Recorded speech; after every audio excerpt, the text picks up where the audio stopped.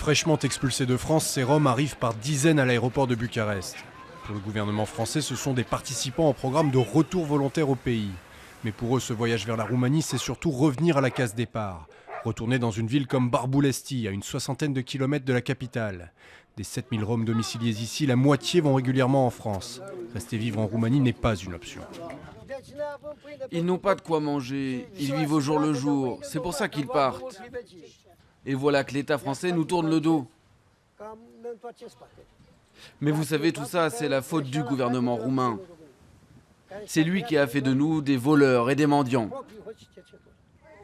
À Barbulesti, s'il y a bien quelque chose qui est là à l'année, c'est la misère. On s'entraide, mais il n'y a pas toujours de quoi assurer plusieurs repas par jour.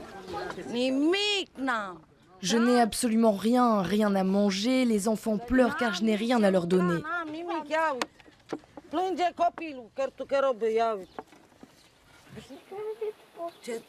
La vie est dure en Roumanie, d'accord, il y a la crise, mais les enfants n'y sont pour rien. Pourquoi devrait-on les condamner ?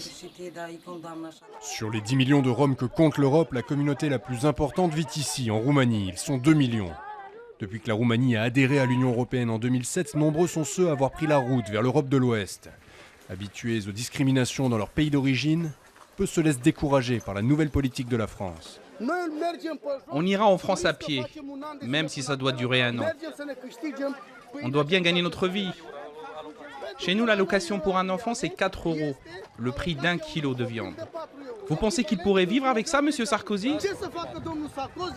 De nombreux jeunes rencontrés ici disent que la France, c'est désormais leur second pays. Roméo a vécu 4 ans dans la banlieue lilloise où il était scolarisé. Pour lui, retourner en Roumanie, c'est un handicap dans son parcours, un retour en arrière. Ici, il y a 3 personnes qui dorment. Ici, sur cette lit-là. Sur l'autre lit, le plus petit, je dors moi. Tout ce que peut avoir en Roumanie, regardez, c'est ce que c'est. C'est ça, tout ce que peut avoir. On avait en France, c'était mieux.